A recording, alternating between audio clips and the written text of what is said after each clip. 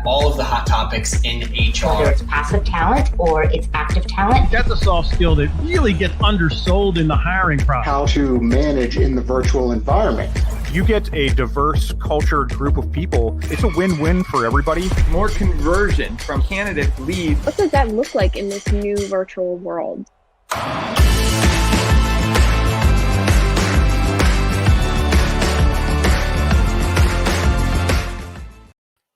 What's up, everyone, and welcome to Talent Experience Live. This is the greatest show on the internet. You better believe it. This is your weekly look at the latest and greatest topics in HR, interviews with leaders in the industry, and my personal favorite, what's new in HR tech.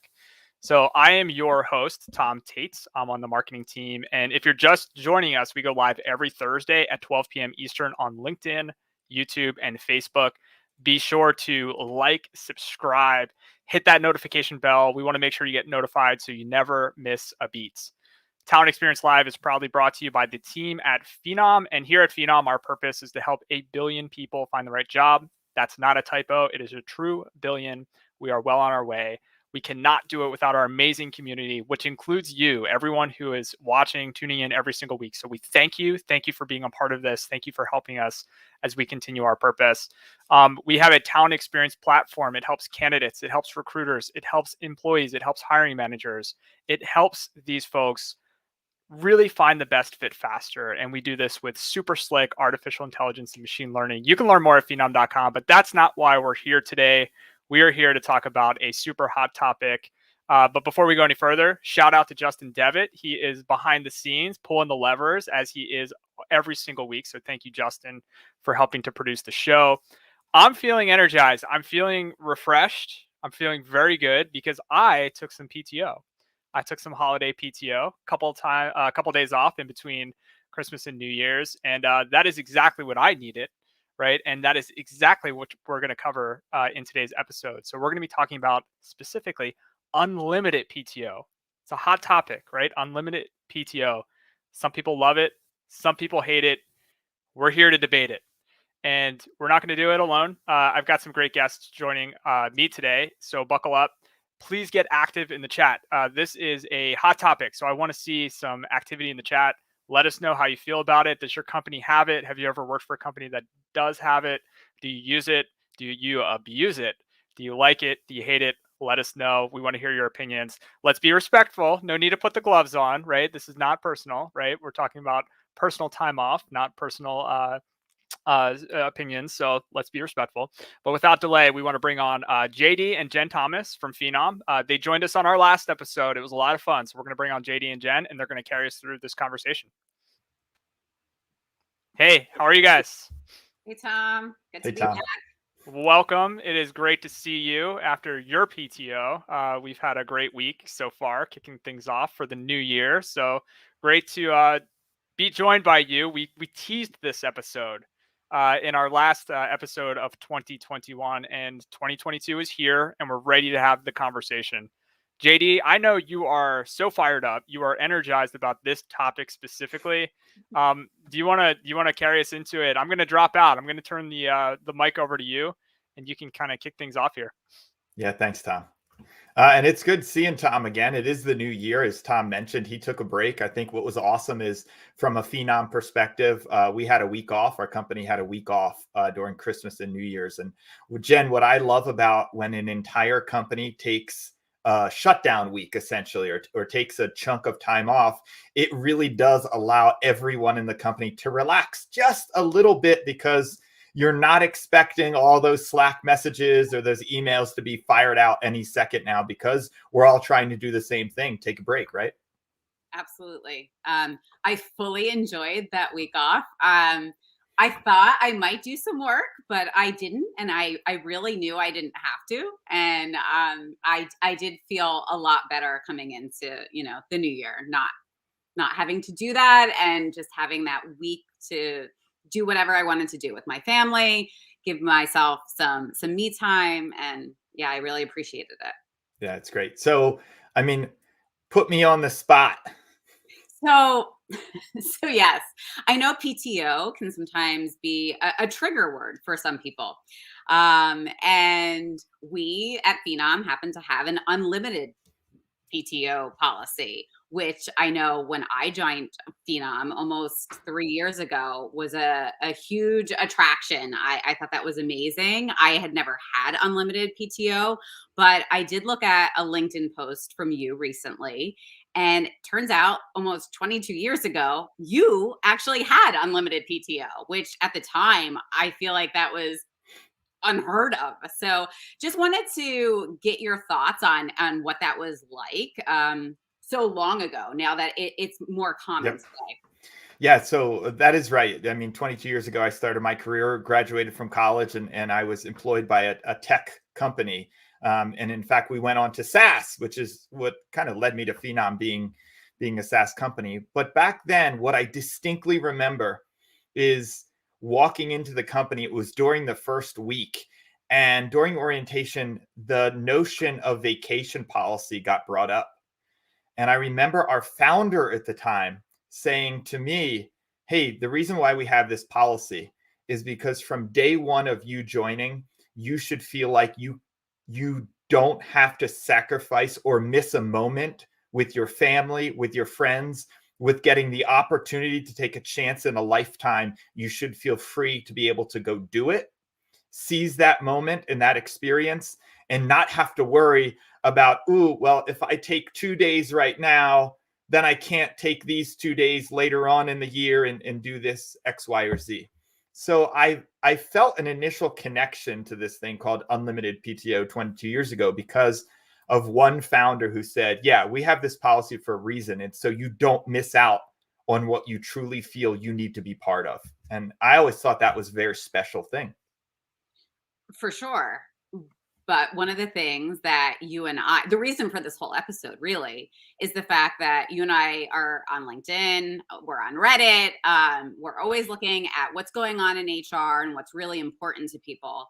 And we notice that unlimited PTO is quite a controversial topic, which I wasn't necessarily expecting, but it's the reason for this episode. And as part of that, I don't know if we can flash up some of the things that we actually saw on LinkedIn, but here's one.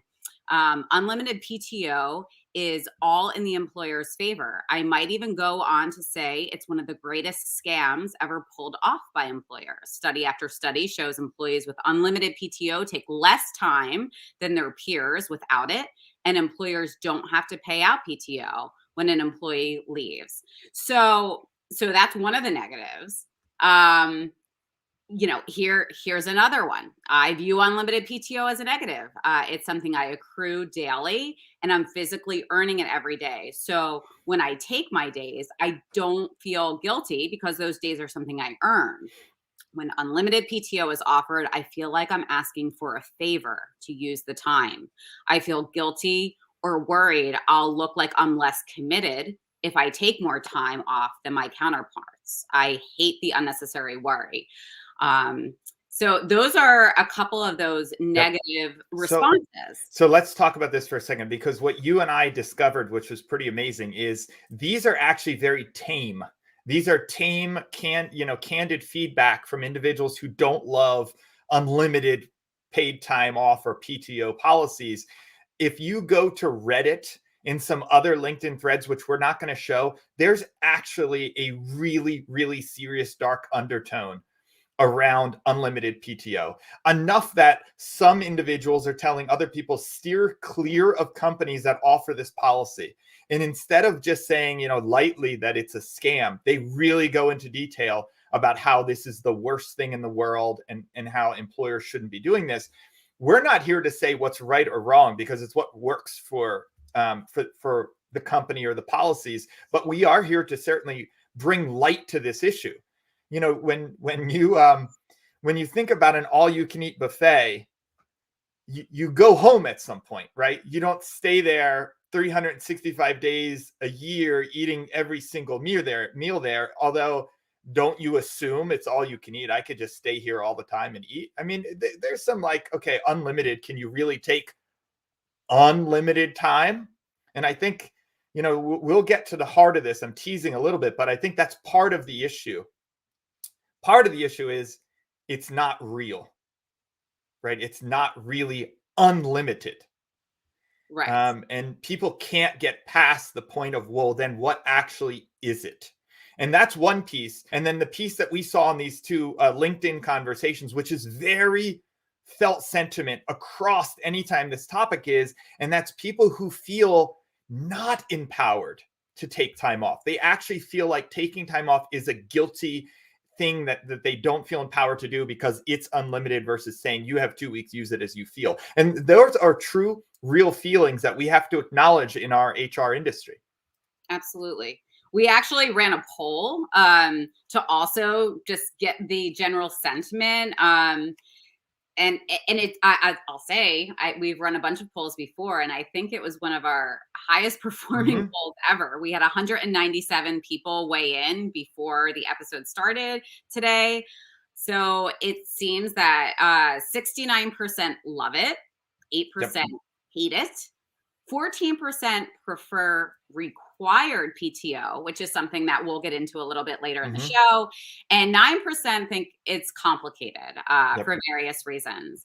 So wanted to just point that out as well. So let me also, for professionals who are joining us who have maybe a larger representation of frontline workers, hourly workers who likely aren't on LinkedIn right now taking part in that poll. That was likely all or the majority of knowledge-based workers, right? Who usually have the privilege of having this unlimited PTO.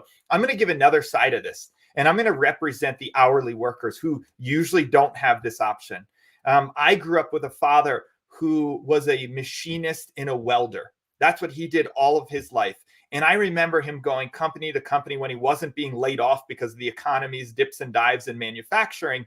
He had to, each time he started a new job, it wasn't, oh man, bummer, I love that company and I don't want to move companies. He was forced to. But what I remember occurring over and over again was, oh, I have to start right away at 1 week or 2 week vacation policy. He worked for 20 years to get 4 weeks of time off. And that was such a big deal to him because that meant he could spend time with family and we could actually do things together.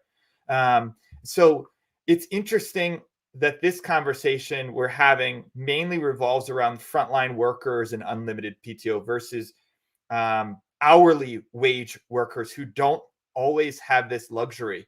But I want to also challenge our audience to say, how can the policies around vacations also apply better to frontline and hourly workers who deserve just as much luxury as anyone else? Yeah, I think that's a super valid point. Without further ado, we're going to bring on an employee.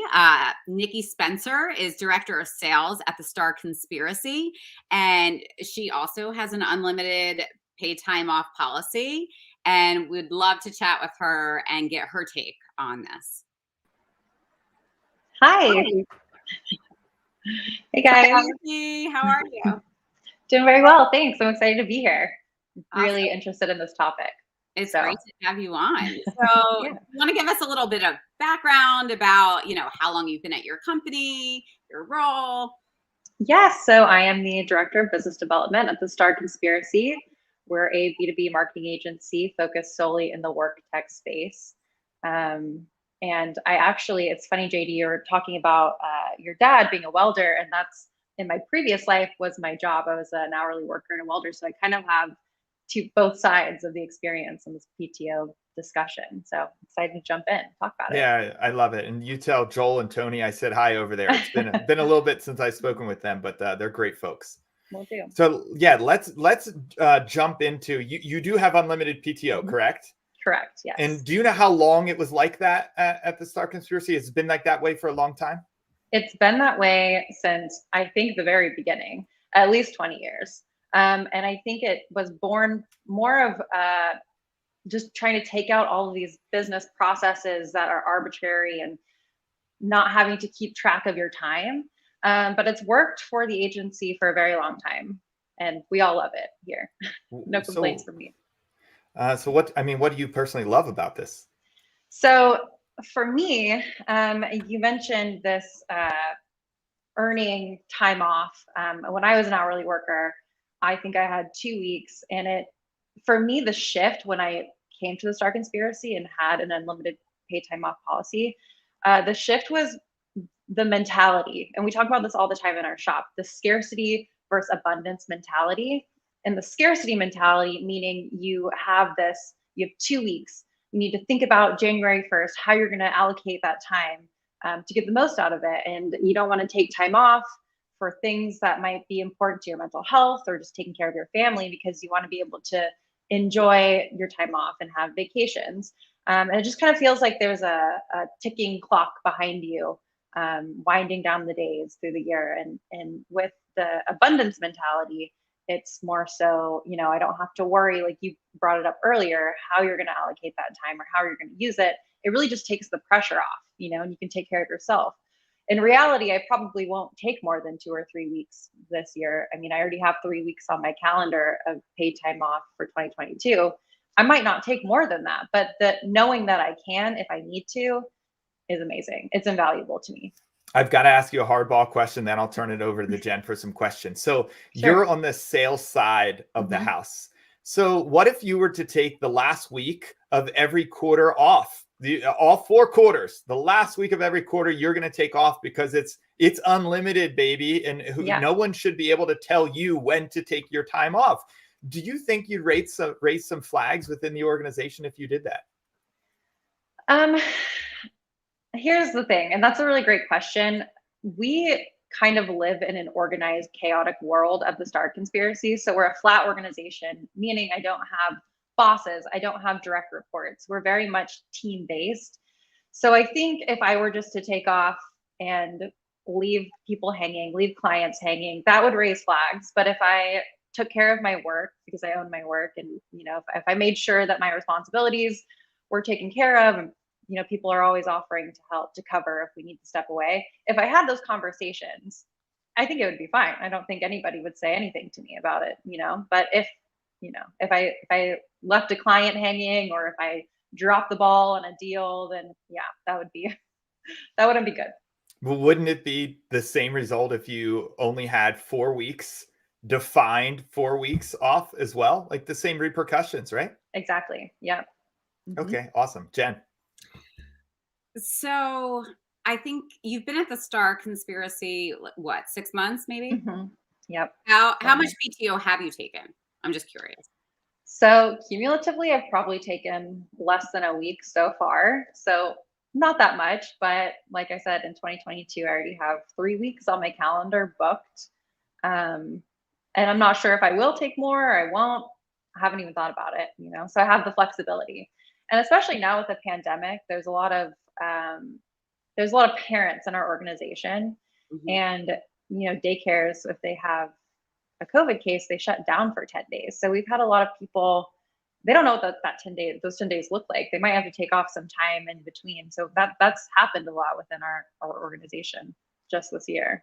So the flexibility is the key for me. And also, it sounds like for you, like respect for other team members and people that you're working close with too.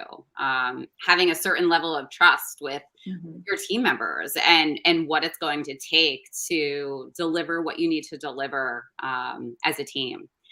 Exactly. One of my other questions that I had for you is, I know that you're a fan of unlimited PTO, but what's the sentiment? Have you had a chance to talk to other employees on their feeling about it? And, whether or not that sentiment varies based on whether you're a fairly new employee and you've only been there for 6 months or less, or, if you've been at the company for 2+ years. And do you think it varies by department, role, team? Just curious about that. Yeah, I think when I started about 6 months ago, I came in feeling guilt around taking time off, coming from a completely different world, where, in the construction industry, it's very much how much you work and how hard you work is equal to your value as a person or an employee. So coming here, I brought that into this space. But the culture at Star is very much take the time off that you need, work, life, it kind of meshes together sometimes. So just, take care of what you need to take care of. So I think that seeing other people take time off and using the policy gave me permission to feel okay about it. And the conversations that I've had with some of my coworkers are all the same, all very positive, and nobody feels guilty. I don't feel guilty anymore about taking time off. I did when I didn't have the policy, but now I feel totally comfortable doing it.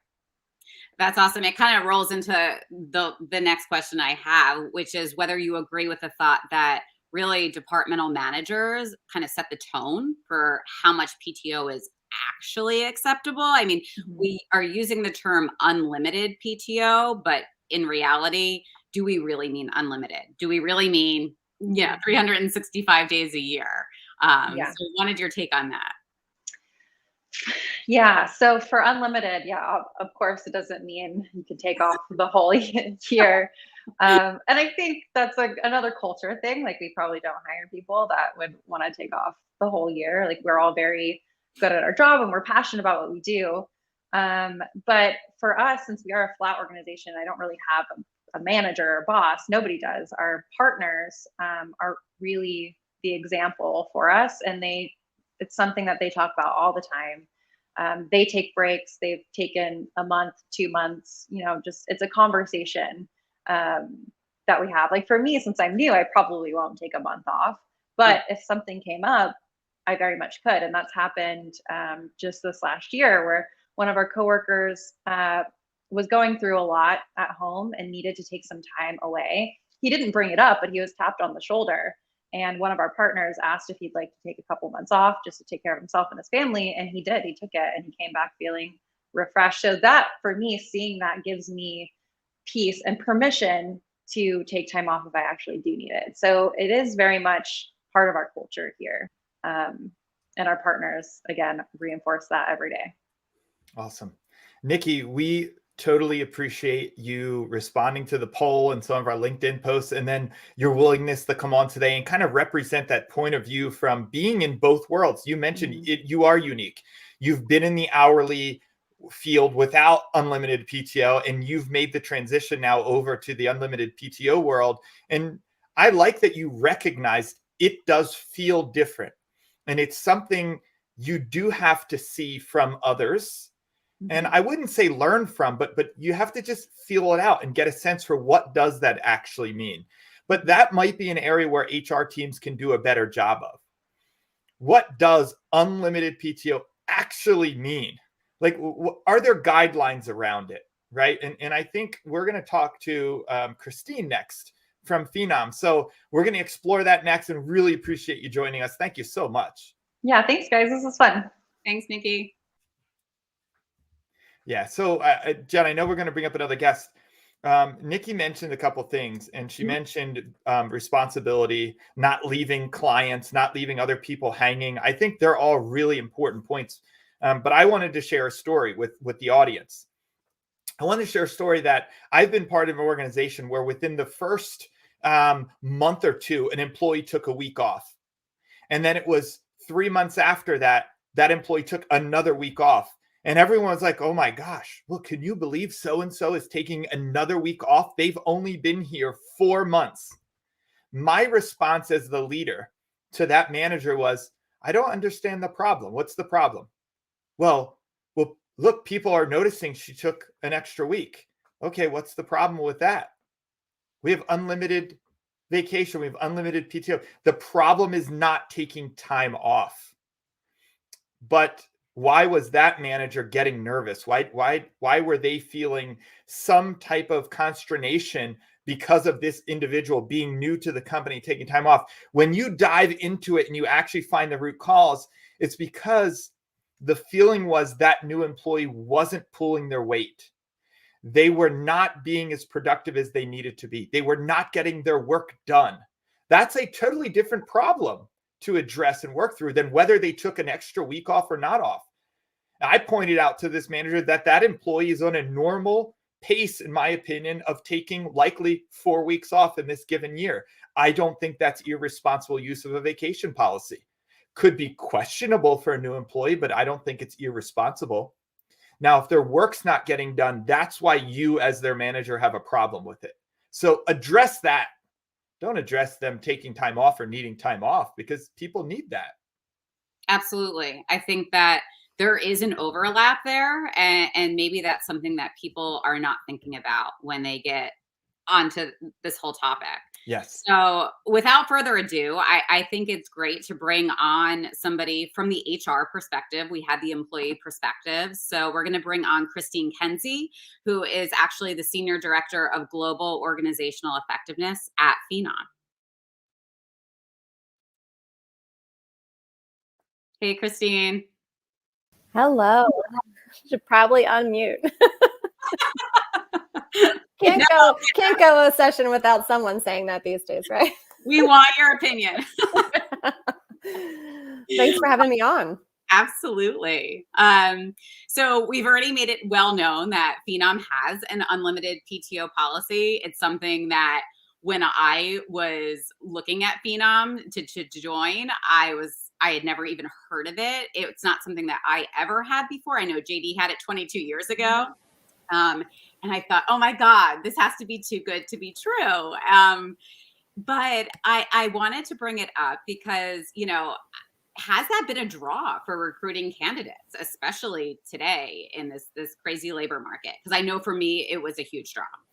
Yeah, it's a great question. And a lot of the comments that have already been shared, the LinkedIn posts, the conversation with Nikki, I think really highlight the fact that it can be, but it also may not be, right? This idea of time off is so highly personal. I think it goes beyond just the concept of taking PTO, and it really is about how you talk about time off within the culture of your company, your organization, the work that you're doing. For a place like Phenom, it's definitely a draw for a lot of candidates and people who join, particularly because we're a global company, right? We're operating all around the world, all of the time. We have customers everywhere. And so there is this sort of benefit of knowing that you can take the time you need when you need it to not miss the important things, as JD said, but also just when you need that break, when you need to rest, recharge, relax, bring back up those energy stores that you may have depleted after a particularly challenging week of getting a big customer live or closing a big sale at the end of the quarter, right? Just knowing that you don't have to worry about, do I have the time, really allows you to come to work, I think, much more whole and well in that regard, particularly when you're working at a company with a heavy knowledge worker workforce, with, a global workforce. And it's JD, it's interesting that you made the comment about not missing something as being an important reason why you learned early on that it was a good policy, because no joke, just this week had a friend who is not able to go on a family trip because she doesn't have enough PTO. So her husband and her sons are going without her, and she'd love to go, but just can't afford to take the time off. And that's unfortunate when we have to miss out on those events because we don't have enough time. I mentioned my father as an example. In the last job he had before he retired, he was so proud that he had 4 weeks of vacation, and he couldn't believe he had started with a new organization. He couldn't believe he had so much time. In fact, he was willing to negotiate a lower per hour rate just to get an extra week of vacation time. And we're not talking 6-7 weeks. We're talking the difference between 2 and 3 weeks, or 3 to 4 weeks, right? And that's how meaningful this is to some individuals. I think we get caught up in the unlimited, people in the conversations, not myself, but in the conversations, people wanting to bash that it is not unlimited, that they lose sight of what you're actually getting of a policy that is a little more loose than just saying it's 2 weeks after so many years employed, it's 3 weeks after so many years employed, and 4 weeks after so many years employed. Yeah, I think part of the issue is the name. We kind of touched on this, like unlimited paid time off. In reality, it's not really unlimited. So, what is a reasonable amount of days employees, can expect to take off versus this unlimited concept that nobody really buys into, I think, because then it sounds more like a scam, like, oh, this can't be true. And how can those expectations be set if the policy is unlimited? Yeah. This is a question I really like because I think it goes to something I'm often heard saying at Phenom all the time, which is words matter. uh, words really matter. The reality is that we call it paid time off because you're still getting paid and you're not working. But why you take time off, what you use it for, how much you need is so personal. So this idea of what's reasonable, there is no single answer. I'll use myself as an example. I am not designed for long time periods off. Like the 1 week vacation is something I do very, very rarely. And that's just because the way that I sort of use, deplete, and restore my energy as an individual is not in these like long breaks. Yes, the break between Christmas and New Year's was great, but I was itching and ready to get back. I'm the kind of person who does so much better with a day here, a long weekend there, taking the afternoon off, on a Wednesday, for example, just to feel I have some of that time. That restores me. And that's what time off should be. It should be restorative. It should be about spending time with family and friends or with yourself, going on a long afternoon hike randomly on a Tuesday because you can, if that's what you want to do. And so when we talk about what's reasonable, some people don't need as much time off to feel whole and healthy and well. Other people might want more because they're adventurous and they want to spend 2 weeks, backpacking or 3 weeks driving across the country with their family. And that's how they restore themselves. And that's where the conversations that you have between managers and employees, those check-ins and touch bases, and the way you communicate that policy as an HR organization, as a company, becomes really important. It's helping people understand that unlimited isn't about the amount of time. It's about that flexibility to use the time as it best serves you, and then making sure people are taking care of themselves using that time.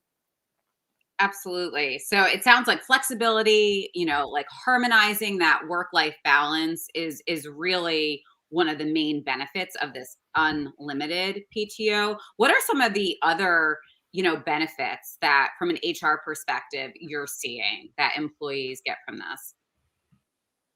Yeah. So when I think about one of the benefits that I believe is most essential is the idea that, particularly for organizations with a high number of knowledge workers, because I will acknowledge that it's different for hourly workers who don't have this sort of same approach to time off as we might here at Phenom, is it really does signal to our people that we understand how they work. Right.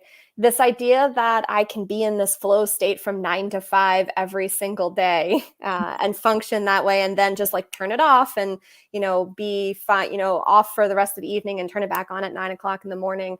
It's just not how our lives are designed. It's not how anyone's life is designed, whether it's the need to run some errands or to take care of your family or to just know that maybe you need a break. The benefit of having an unlimited policy or a more flexible policy is that you really truly are trusting your people to make choices that are best for them so that they can show up as their best self to work every day. And that trust and that sort of connection that you form between you as the business and your people is a really great benefit. When it's communicated properly, when it's managed effectively, when you really are showing people, modeling to them that you can take the time you need and not have to worry about, do I have enough time to go to the doctor this week? Do I, have enough time to take off because I'm not feeling well? Or am I going to come to work sick because I feel like I have to because I don't have the time? So, Christine, I want to explore a topic, if you're comfortable with something Nikki said, and then something that I've experienced also in my career, and that is this idea of, Nikki said, "Well, I'm not sure we would really hire people who wouldn't work well in this unlimited PTO policy." I think there's something to that because, as I mentioned, that job I took 22 years ago that had unlimited PTO, I also remember the founder saying, it will be evident on whether the person is going to work out here or not.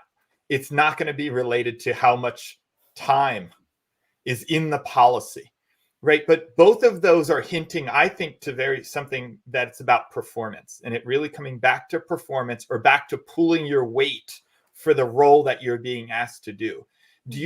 Is there correlation here from an HR perspective? It's a good question, and one that I've thought a lot about, particularly in the past couple of years with the shift to remote work because of the pandemic and the way in which we work sort of just shifted overnight. The sort of traditional approach to 9 to 5 working very much comes from that industrial revolution, which feels like light years ago at this point. And work was just done differently.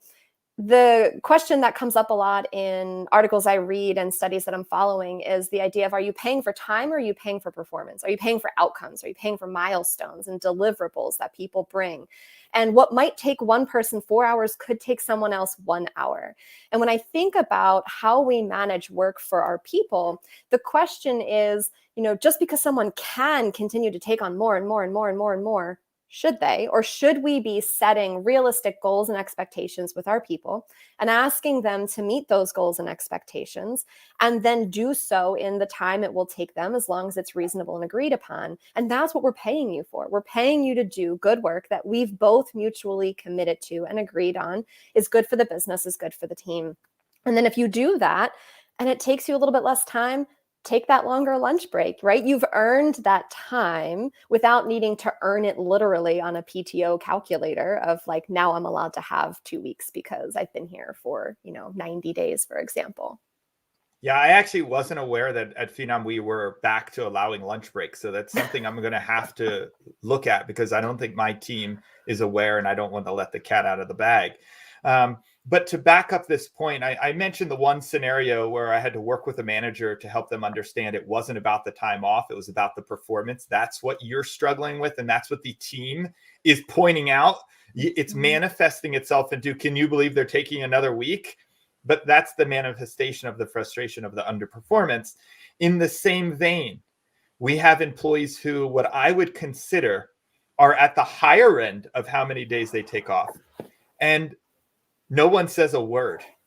No one says anything. Can you believe they're taking more? And it's not even mentioned.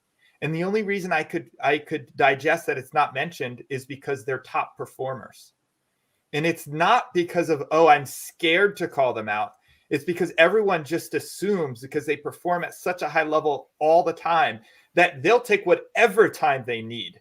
And we don't even have to question that, because of the value, the impact, the results they drive. To your point, nothing to do about, no one knows how many hours they work or don't work in any given day. No one cares how much time vacation they're taking.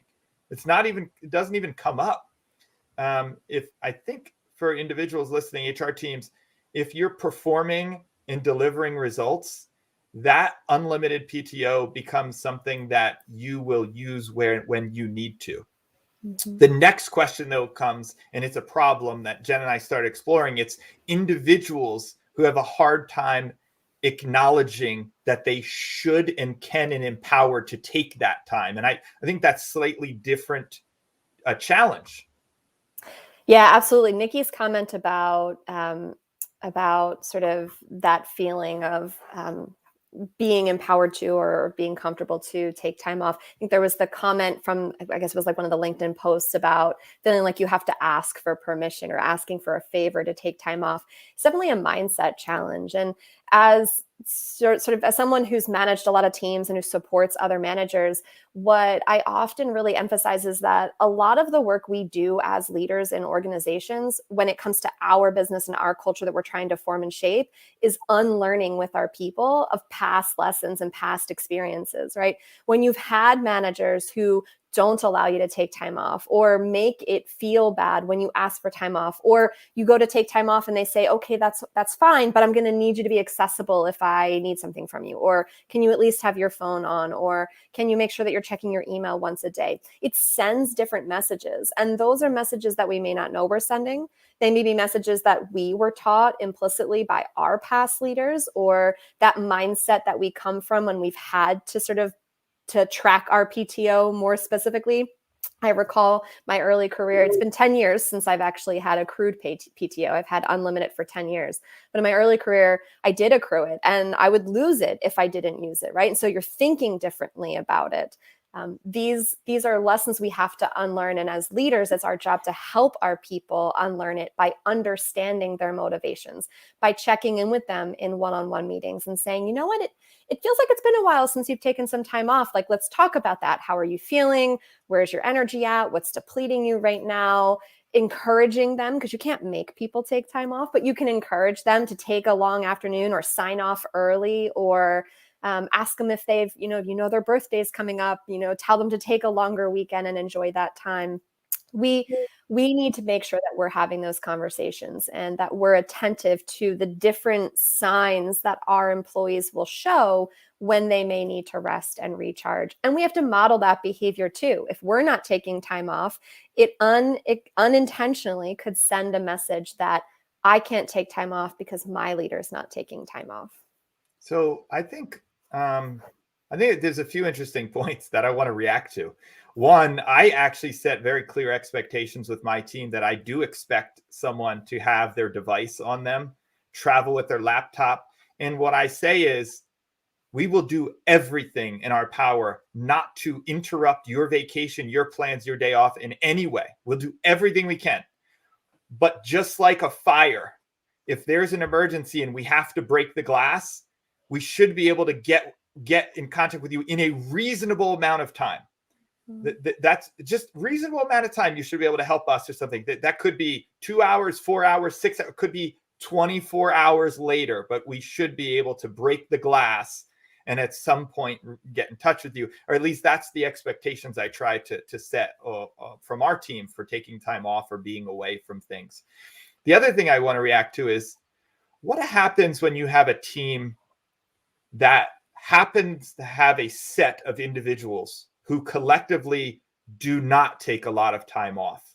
So it's not like, oh, it's the leader is the only one and that's why no one takes time off. It's really, there's 6 people out of 30 people who really don't take a lot of time off. That doesn't mean you discourage time, but do you see that? And do you have any advice for anyone who's in that situation? That's a good question. And it reminds me of conversations that are out there around, like, should you require people to take time off? Should there be minimum thresholds for time off? And when I hear those conversations, my first reaction is, this is a worthwhile conversation to have. However, the sort of org effectiveness part of my brain, the like research consultant part of my brain, starts to ask, what's the real problem here, right? Is it that they're not taking time off, or can we dig deeper to understand why they're not taking time off? Because you can't make someone do something that they don't want to do. It could be that of those 6 people, 2 of them are people who just don't need as much time off, and that unintentionally is sending a message to other people who think they can't because they look up to those people because they're high performers. Maybe that's what's happening. Maybe it is a message that's, unintentionally being shared by someone else. Maybe it's that we're not talking about time off frequently enough, or they don't have the right visibility into how much time they have or have not taken. I'll be honest, I'm one of those people who errs on the side of less time off over the course of the year, just by nature of who I am. Yeah, and it's not because I'm burned out or depleted. It's just not what I need. But there have been times where I realize, oh, it's been a long time since I've taken a day. I'm going to now take a day. But if I'm not looking at our systems and our tools frequently enough, I may not realize that right away. So it requires a fair bit of self-awareness that we have to help teach our people. So I think, when you see pockets of people within either a single team or a part of the business who aren't taking time off, it really should be an indicator to the leaders of the business to start asking a lot of different questions and trying to uncover what might be the problem or the cause, and then address that actual cause, as opposed to just forcing the time off or bringing it up as a question of needing more time off. I will tell you that is an excellent perspective and piece of advice. And I think we learn you have to dig deeper, and you have to wonder why. And I know for certain there are individuals on the Phenom team that I've talked to who say, yeah, we have a lot going on, so I'm not going to take time off. And I go, that is true. And there'll never not be a time where we have all of this going on. So there's certain times where there's lots going on that it's still pretty easy to take a day off or two, right? Slide it in. Yeah. And then, yes, there are times where we probably shouldn't be out of the office during this, this period. But I think as leaders, we can, if you have a team like that, as leaders, we can work with each other closer to say, look, you really need to go do something else other than stare at your laptop. Now, I don't care what you do, and I don't care that you feel like you don't need time away. There's no penalty for taking it, but you just got to do yourself or your family a favor and just keep the laptop closed for a day. And hey, if the next week you find a really good reason to take a day off, take that day off too. Take that one in addition to it. There's no penalty here for keeping that laptop closed for a day when you don't have 7 things that are immediately due that you're working on, right? Fit in that little bit of extra time. Yeah, I mean, everything that you're sharing, it really all goes back to how we communicate about it. I often hear as a reason for people not taking time off is that there is so much going on that it feels harder to prepare to take time off than it is worth to take the time off, right? In order to take this day off so that you don't have to break the glass of the, fire alarm and call me, I have to do all this extra work that just feels unnecessary for a day or two here or there. So when I hear that and I think about it at a business level, what I'm hearing is we need to really understand why our teams feel that way and how can we create processes and structures and mechanisms that make it easier to take time off while also ensuring that your work is able to be covered by someone else. Your customers have someone to go to if they need help, or that project that might need just that one last tweak can still move forward, even if you're not there, without someone needing to call you or you having to spend 3 hours the night before getting it to that place. That's really our responsibility as a business, to create the structure and the environment where it's not harder to take time off than it is to take time off. Yeah, absolutely. Do we need more team members to help fill in certain parts of the process that won't get done when you're out? I think that's a great point to make. One of the last questions I had for you is whether or not you think it's beneficial to survey employees about how they really feel about unlimited paid time off. Do you think that there's value in that? Not value in that? Do you think you'll get legitimate, honest responses in surveys? Are they, can people tell whether or not it's being affiliated with them? Is it anonymous? Yeah.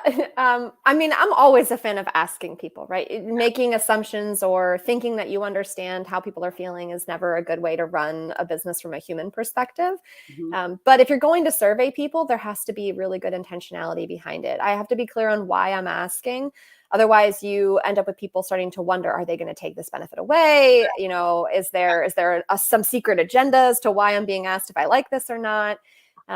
And then you have to action it afterward, right? If I'm going to ask these questions, let me explain why I'm asking and what I hope to do with this data. And then I need to show that I'm doing something with that data. So if you run an analysis of PTO and you find that there are pockets of the business taking less PTO on average than others, then you might want to do a targeted survey to that segment of the business to understand what influences their decision to take time off. So how much time do you think you're taking off? It's really great to see what people self-report versus what they actually do, because they're not always aware.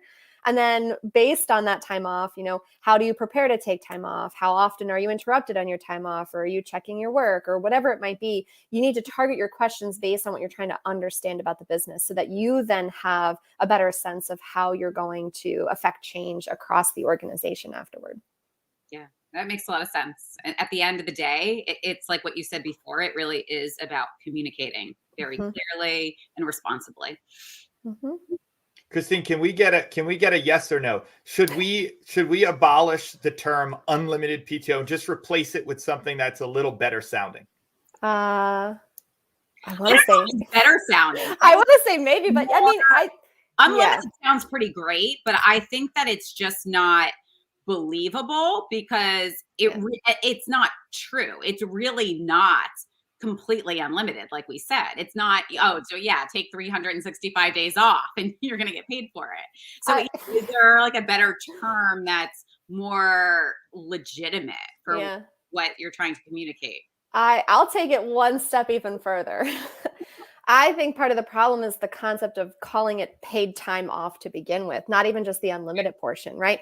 When I need to take an extra hour and a half in the middle of the day to go to the doctor, do I have to log that as paid time off or not, right? These are questions that employees in an unlimited paid time off or even a regular, paid time off policy ask often, right? So I think it begs the question of, are we paying for time or are we paying for performance? And if we're paying for performance, then what does time off that's paid? Like, let's really rethink this. I'm gonna go even more extreme in my answer, yes or no. Awesome. No, I love it because I used to actually have to, even though I was salaried at a previous job, I would have to like clock in and clock out, and I'd be sitting on the Schuylkill at 6:55 in the morning, thinking like, oh my gosh, I'm gonna have to make all this time up, and it was ridiculous. Like at what time I wanted to get there so that I could account for all of my hours and leave, even if I was doing the same amount of work and getting my job done. So I think that's a great point to make for sure. Awesome. Christine, thank you so much. It was a pleasure having you on, but it always is. Always happy to be here. Thanks. Great. Thanks. Cheers. Take care. Awesome. So Christine mentioned something that I want to comment on, Jen, and it's this concept of use it or lose it. Yeah. I didn't know what this term meant because I mentioned the first 20 some year, actually first 15 years of my career, starting with that first job, it was unlimited PTO. And then I joined a very large company and it got to the end of the year.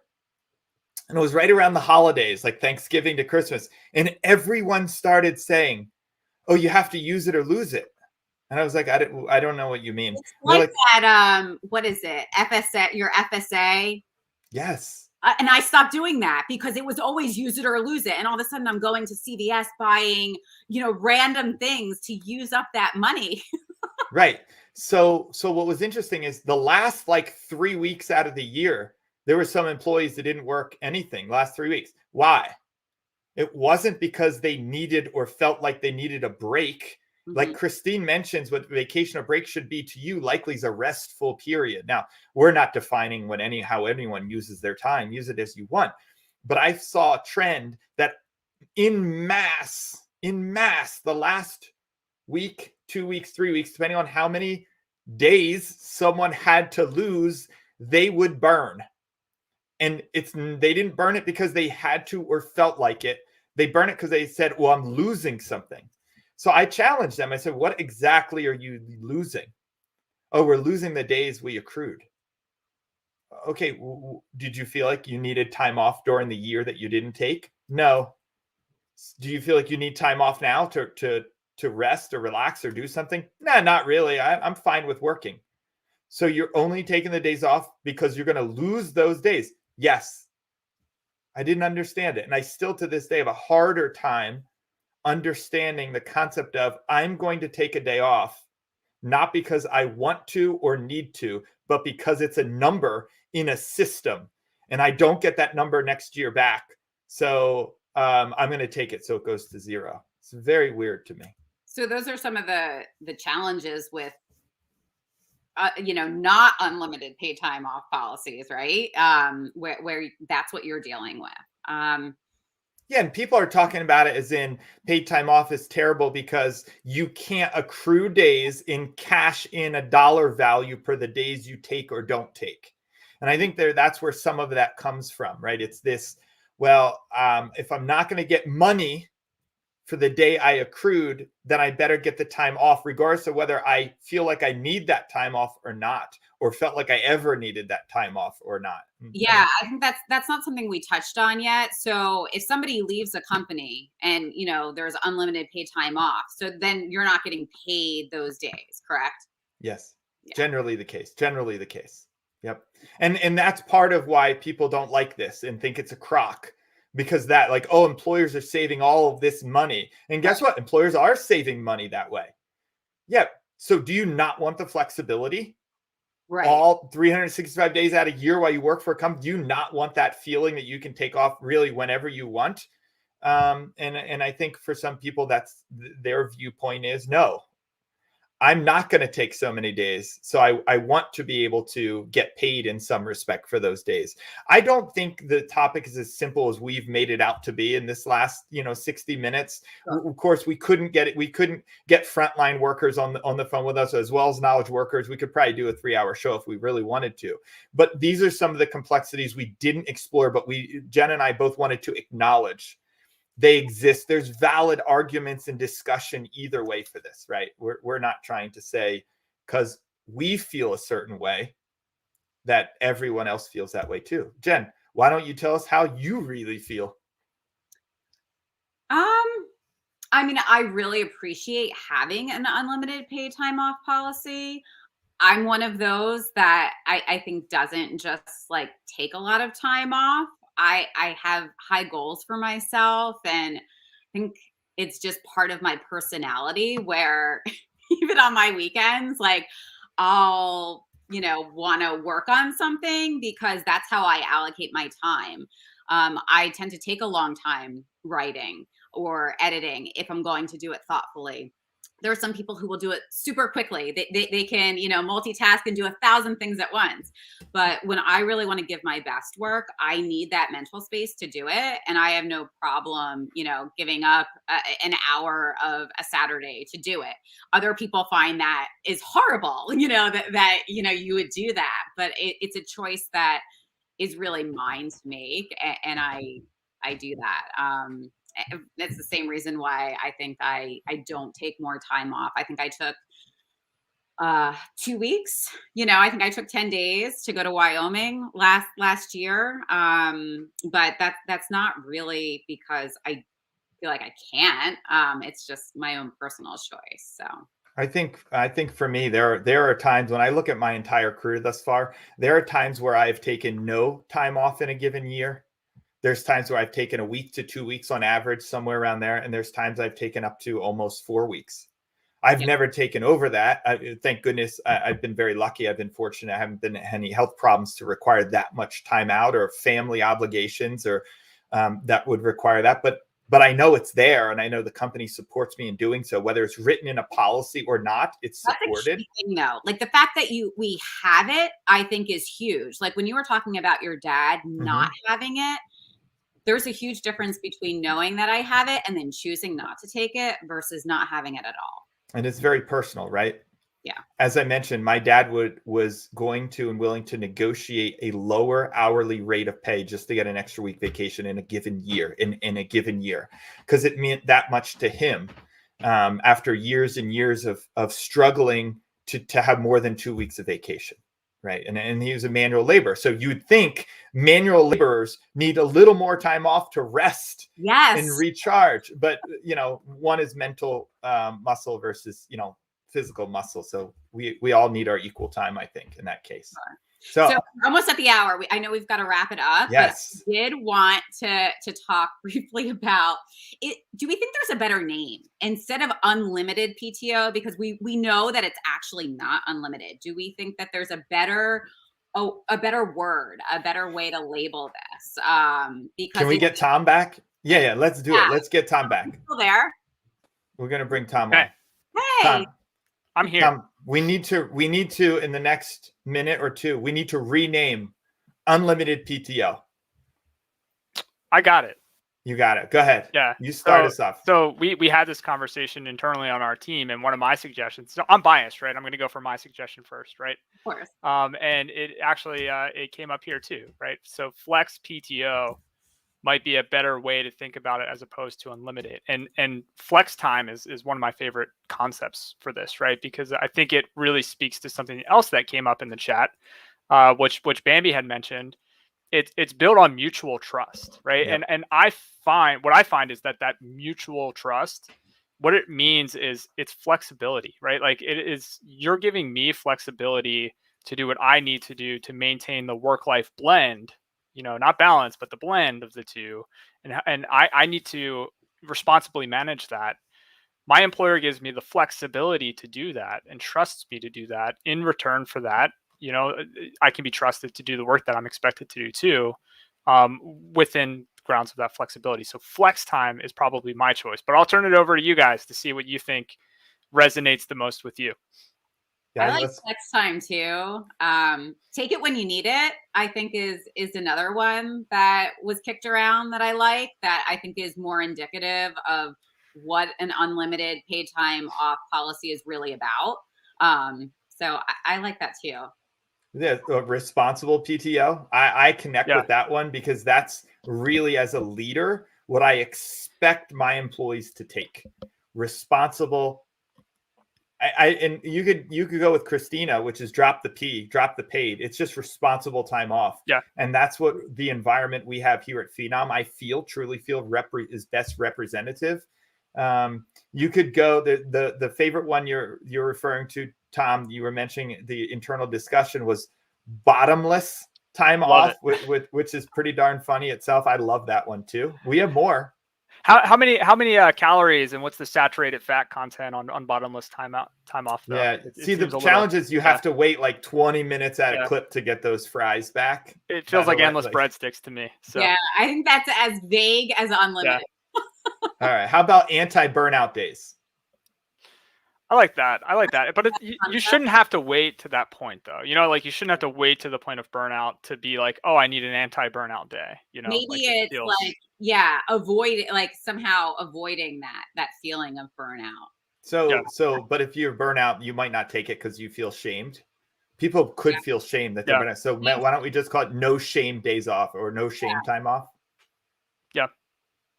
Almost unlimited time off.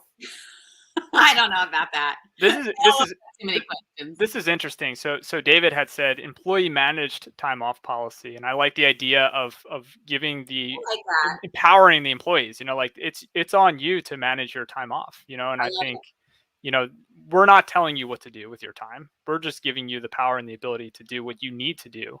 And a lot of that is based on that trust and based on having really solid conversations and relationships with your managers and your team. I like that one a lot, actually. Yeah, I think if you're a recruiter and you're trying to get talent in your company, generous time off is probably a common word that removes that stigma of unlimited.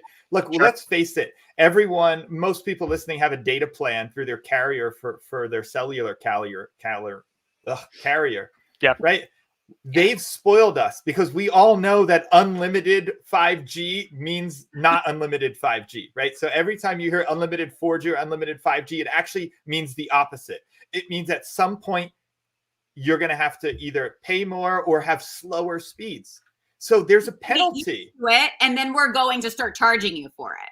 Right. That's what I'm saying. So you hear unlimited in your life and you think there's a penalty for unlimited. And that's a lot of the animosity that employees are feeling when they hear unlimited paid time off. There's a penalty associated with this. And that's a terrible thing. Yeah. Awesome. Let's wrap it up. I guess we haven't decided, though. We don't have a specific answer, but that's okay. The conversation will continue. So everyone who was able to join us today, participate in this lively conversation, appreciate it. We'll keep the conversation going. You know, maybe we'll start to see a shift, a trend. Maybe Unlimited will take the back seat and we'll get a flashy new name that better defines. We can post a poll about. Let's do another poll. Yeah, that sounds great. So thank you, everyone, for an amazing show. Special thanks to Nikki for joining us. Really appreciate it at the top of the show. Thank you to Christine for joining us as well. JD and Jen, you're back for another week. Appreciate it. You really carried this episode, and it was a great conversation. So thank you. And for all of our viewers, thank you for your time and attention. If you're watching the replay, I appreciate that as well. We'll be back next week with another great topic, Thursday at 12 p.m. Eastern. Be sure to subscribe so we catch you then. We hope that you had a happy, healthy, and safe holiday season. Hopefully you had a chance to take some of that, time off and rest and relax. And if you didn't, hopefully you have some coming up. And we just want to wish you a fantastic start to your new year. And we will catch you on the next episode. Awesome.